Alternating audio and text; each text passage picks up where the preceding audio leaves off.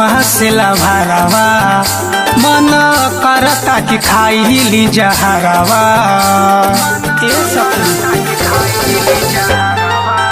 ओ बात नइखे करत हम हसेला भरावा मन करता कि खाई ली जहरावा।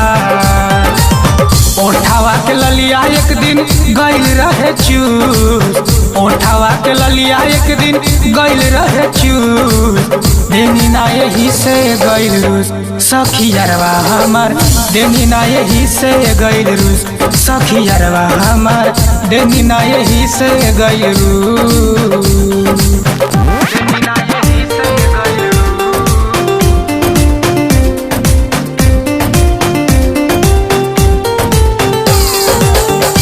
Recording by Dosti Studio.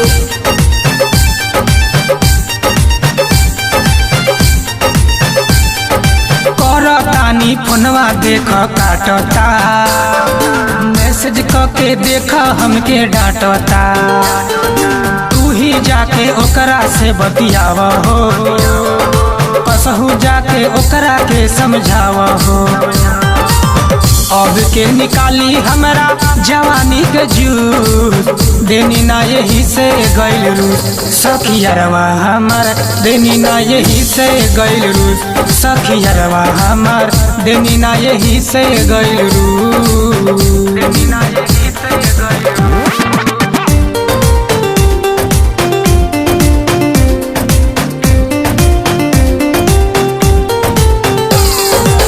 Recording by Dosti Studio.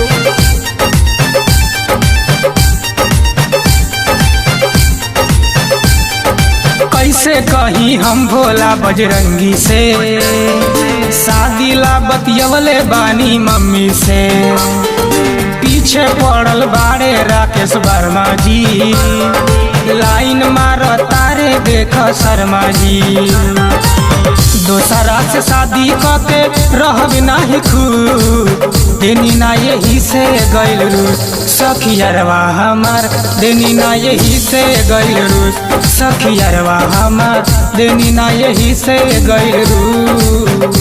बात नइखे करत हम हसेला भरावा मन करता कि खाई ली जहरावा।